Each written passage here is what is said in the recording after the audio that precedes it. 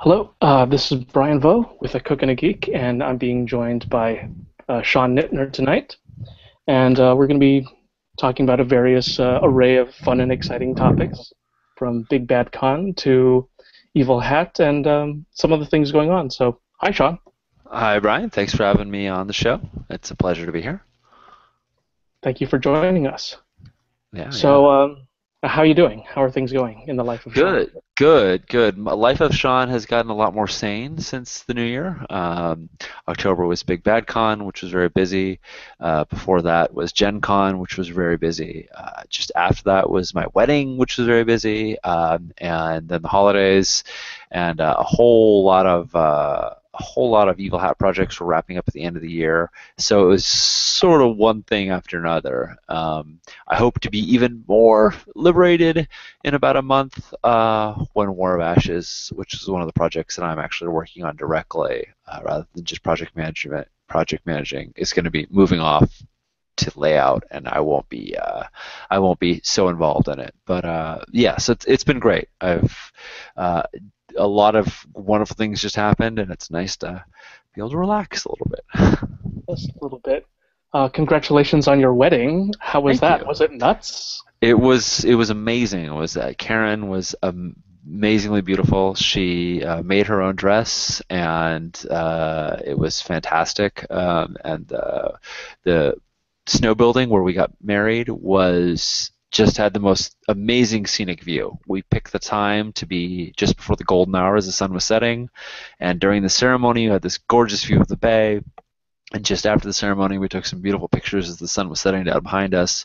And then at night during the reception, we had this amazing skyline of all the lights of the city, and it was such a hit. It was wonderful to be with friends and family, and to have them there celebrating with us.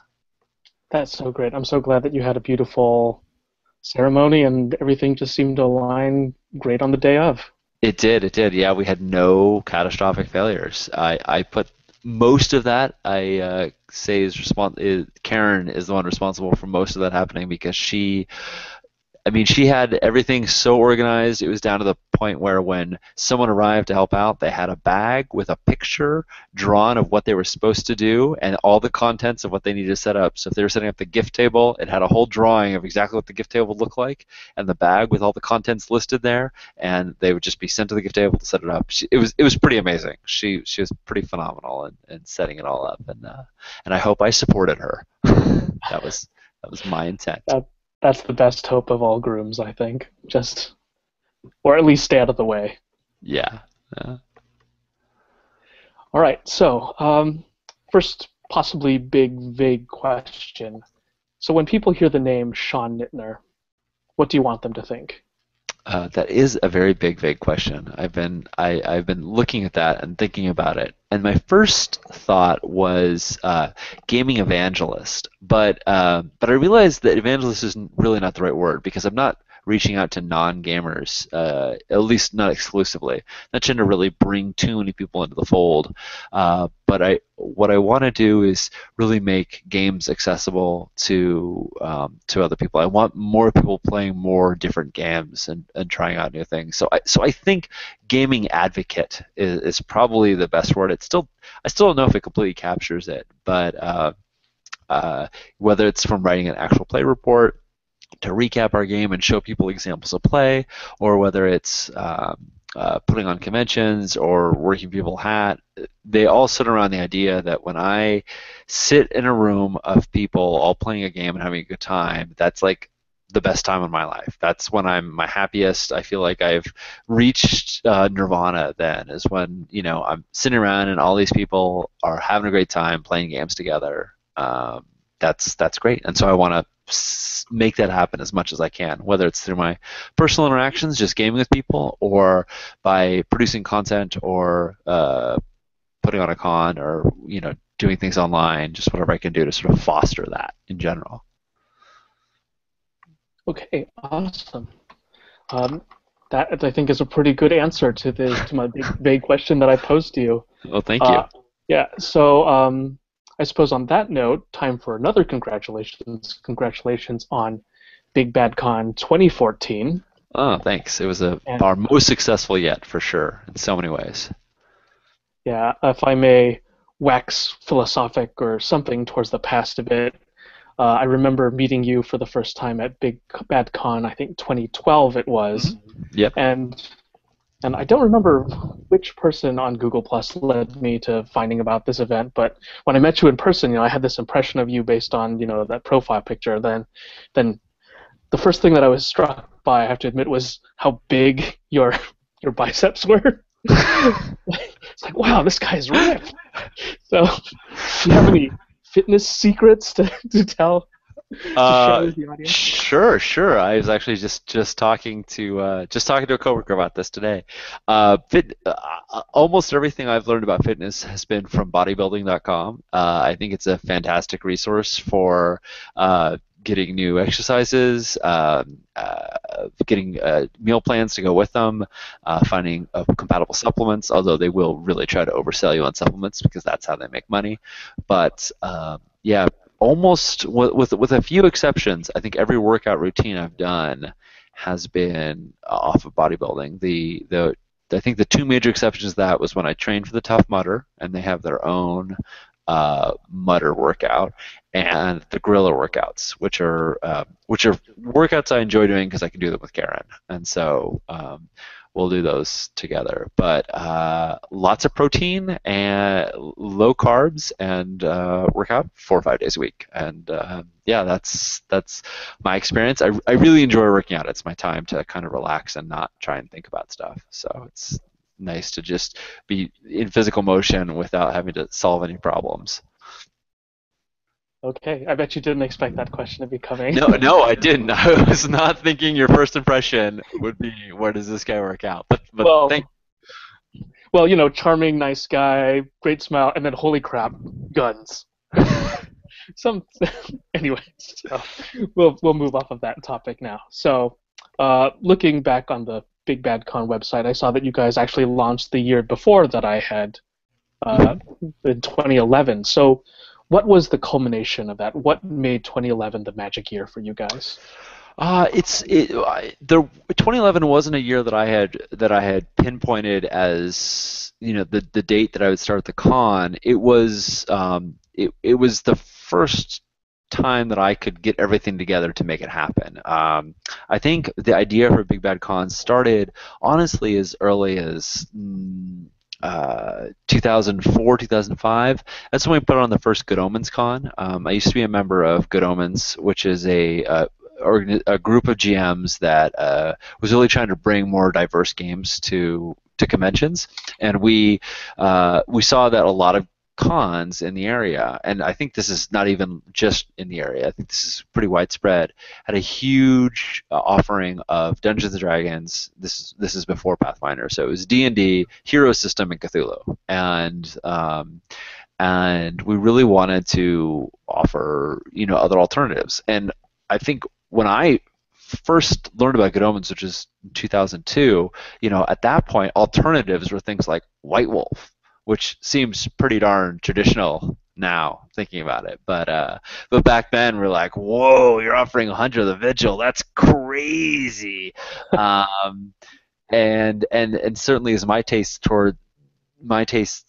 move towards more small pressed games, that's became my preference. But it still sort of fit in that notion of offering more diverse games. And so I think it was 2005 we put on the first Good Omens Con, which was a charity event, just like Big Bad Con. We collected food for Alameda County Community Food Bank, just like Big Bad Con, and we hosted it at Endgame, who is Big Bad Con's, who has been a dealer at Big Bad Con every year. So as you can see, this is sort of just a continuation of previous events. But Good Omens Con was a one-day event. We had 3 game slots, morning, afternoon, and evening, and that was it. It was one day. And after I'd run that for a few years, several folks said, "Man, it'd be great if this was a full weekend." And honestly, I feel that in the Bay Area there isn't enough conventions that offer really strong role-playing circuits. There's a lot of great wargaming. There's a lot of great board games. There's a lot of great CCG play. There's even a lot of great offerings for organized play, like Pathfinder Society or the Adventurers League. But I didn't feel that there was, my personal favorite, again, are a lot of small press games, a lot of independent publishers, and I didn't feel like that was very well represented. And so, sort of wanting to see Good Omens Con blossom into something bigger, I decided to take on a project of my own.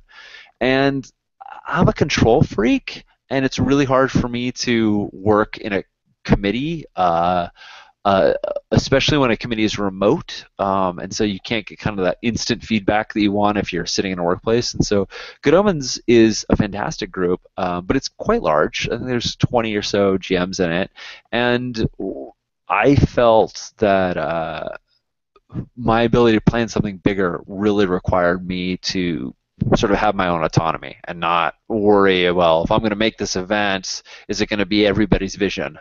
Because the larger it gets, the harder it is to satisfy that many masters.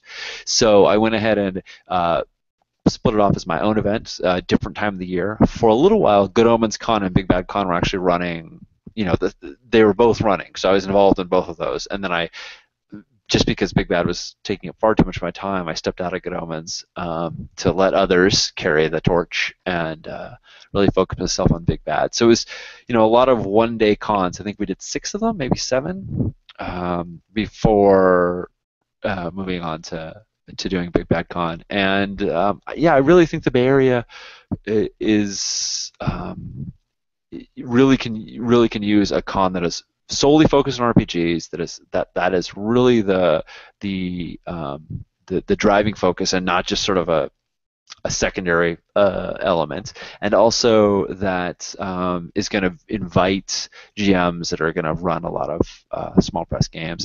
And we have the whole gamut, but I think that you'll see if you look at our roster that it's a really strong component of that is small press games.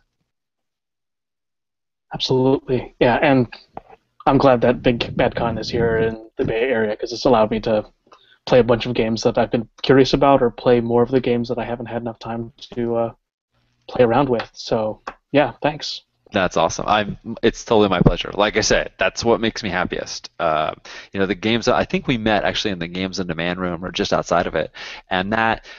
In 2012, Games on Demand was pretty iffy. It's really improved dramatically every year.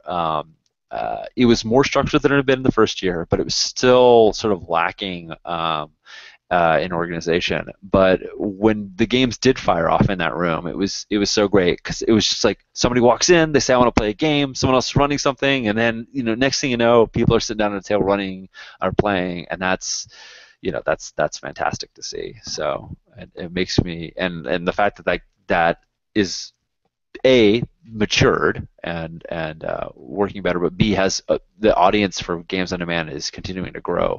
Really, really excites me. So you met me at a good time, at a good place, for sure. So let's see. Good Omens Con, is that still ongoing? It sounds like. I don't think so, and part of that is due to the fact that Endgame changed the format a little bit. Good Omens Con was running in Endgame used to have something called the Endgame Minicon, and they would run 3 of them a year, and then Good Omens Con would sort of be their unofficial 4th, so they'd have one every quarter, but Good Omens Con would fill in the Q3. Is like we would do it in June or July, so maybe that's Q2. No, it's Q3.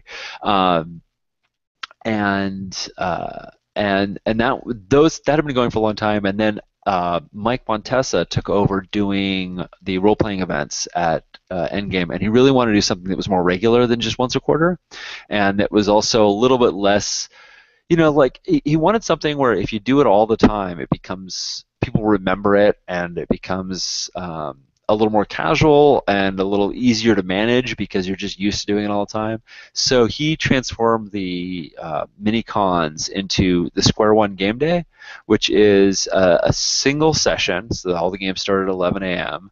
and I think they've had as many as 8 games running at one time. And people are welcome to bring anything they want to run, and it's a free event to attend. And so that has sort of taken over as Endgame's, RPG community outreach, and Square One runs every month, and there's definitely some Good Omens GMs that run in it. I've seen a few of those, but they're no longer putting on their own event, which there may be a place and a time for that, some other place, some other time as well. But I think right now it's a very healthy thing to see Endgame moving to a very regular once a month event. Okay, cool. So aside from Good Omens Con, were there other conventions that you have really taken inspiration from, borrowed from, that helped inform the design and management of Big Bad Con? Oh, absolutely. Yeah. I'm sure I'm not going to get all of my sources. I'll try to break it down. So certainly, Games on Demand, as I've seen it at Gen Con, was a huge influence. It's changed a lot as well. I mean, I've been maturing my Games on Demand as I've watched Indie Games Explosion, that is run by a lot of people. The chief person you'll see associated with it is Steve Seghetti, but there's a whole lot of folks that are part of Indie Games Explosion and that will run Games on Demand at different cons like Origins and Gen Con, Dragon Con. My experience is exclusively at Gen Con, and watching that process grow and mature and seeing the success of it and seeing the excitement surrounded around it has really shaped the way I've done Games on Demand. Similarly, Gen Con, I'm not sure how familiar with Bay Area cons, but we do something that, well, I shouldn't say we, because Big Bad Con doesn't, but a lot of Bay Area conventions use a shuffler system where if a game's going to start at 10 a.m., then maybe you need to put in your picks for the 10 a.m. slot by 9 a.m. And then sometime in that hour period, they randomly distribute who gets to be in what games. And most of the shuffler systems are sort of weighted so that if you've gotten into a game previously, you have less of a chance of getting in than someone who hasn't gotten into a game previously. But the shuffler system I find problematic for 2 reasons. One, you can't make a schedule because you don't know what you're going to be in until just before the game. And so maybe you want to be in a 4-hour game and there's another game that's that happens in 5 hours after that game would start, but you also sign up for possibly a 6-hour game. So you're like, well, I don't know if I can sign up for that second game because I don't know whether I got into the 4-hour game or the 6-hour game or no game at all. So I think that sort of uncertainty around scheduling is problematic. But I also feel that it inherently doesn't allow you to get any kind of metrics about whether or not you're serving your audience. So if you have N slots in a first come first serve model, you can fill that with N players. But if you have N slots in a shuffler model, you can fill that with any number of players because anyone has a chance. It's like a lottery. Anybody has a chance of getting in.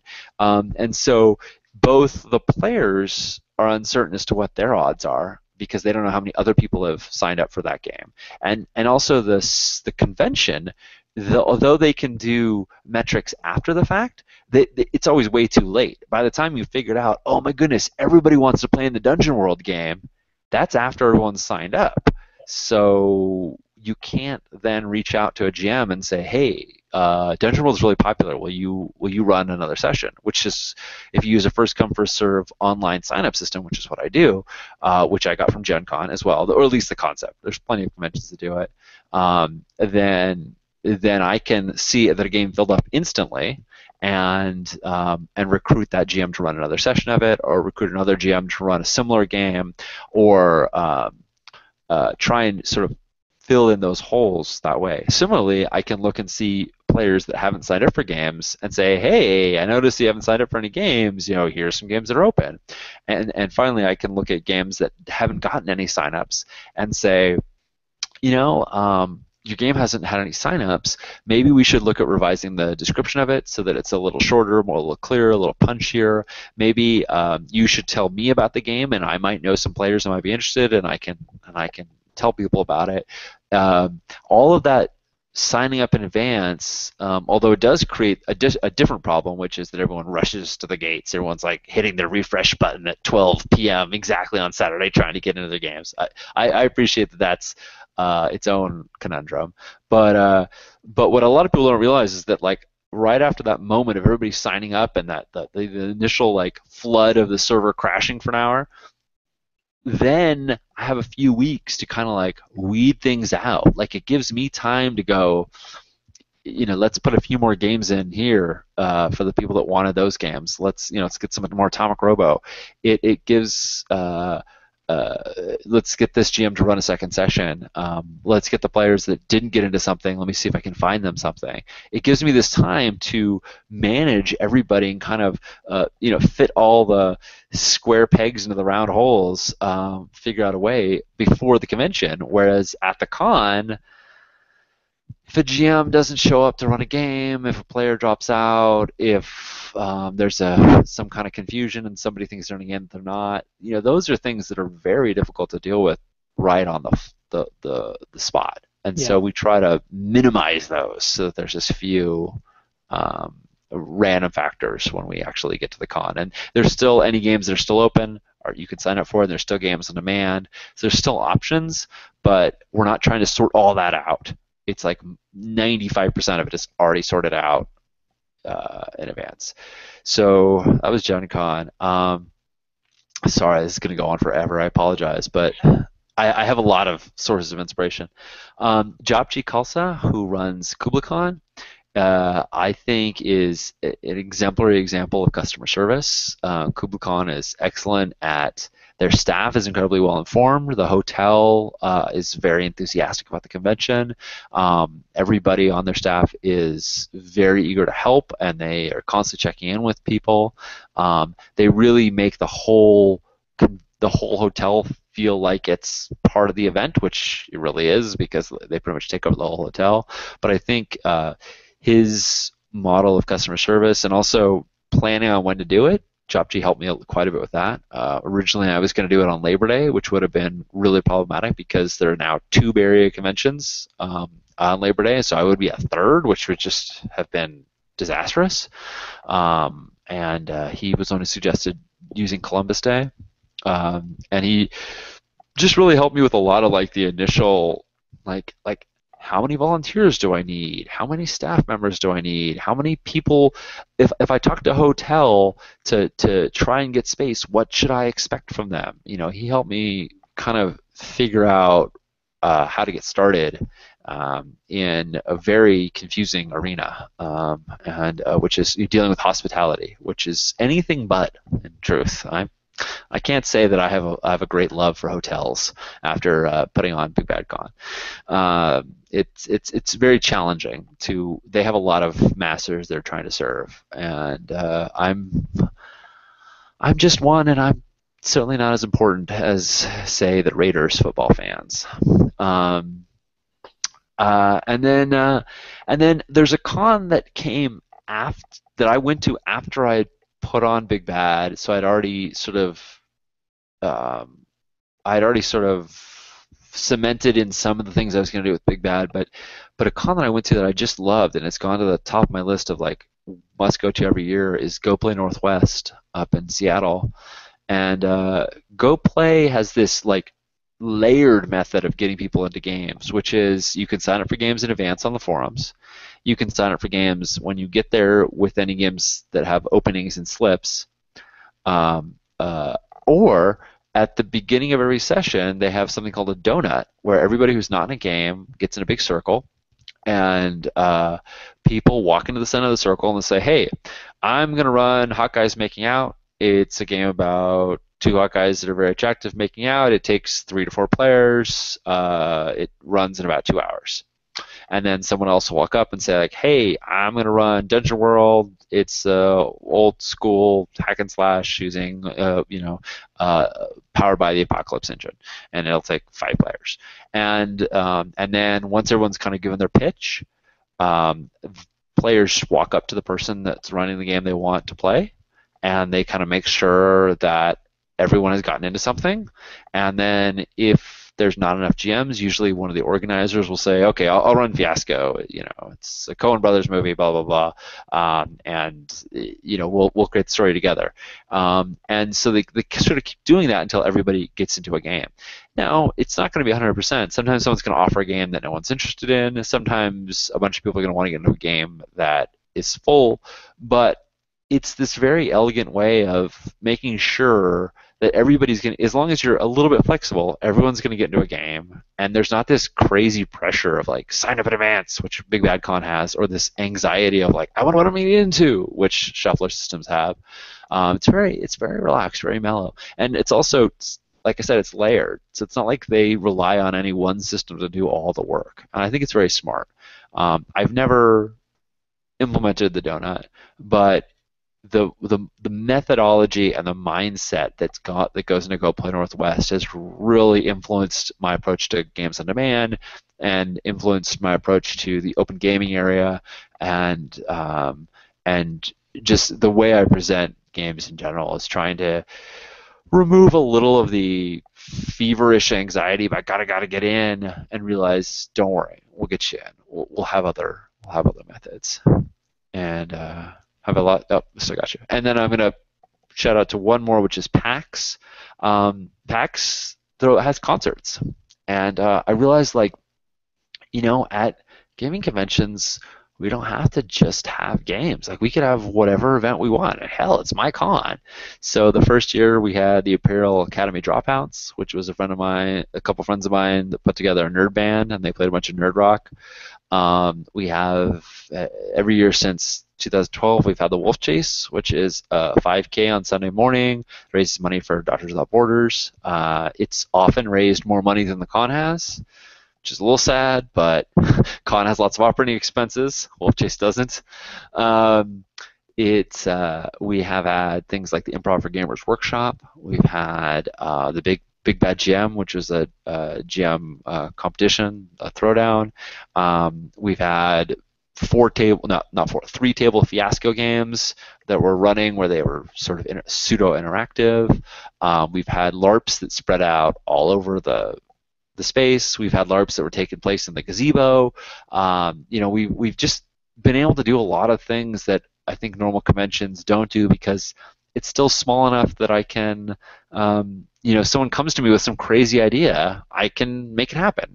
A lot of times, not every time, but it really gives, we really have that flexibility. And seeing that, like, a huge convention like PAX puts on concerts and does cool things really sort of opened my eyes that, yeah, why not? Why not add in these extra sort of gaming related activities to a convention? So that's my long list of inspiration. There's probably more, but I don't want to go on forever. Yeah, there's so much we can talk about on this topic alone, but yet there's so many things to talk about still. So maybe in the future we can go through the convention wish list. But so I noticed that charity work has been or raising money for charities has been a focus of Big Bad Con. Was that something that conventions do in general, or was this something you wanted to do for Big Bad Con from the beginning? It was Good Omens Con, just backpedaling a time, but Good Omens Con, when we first wanted to put it on,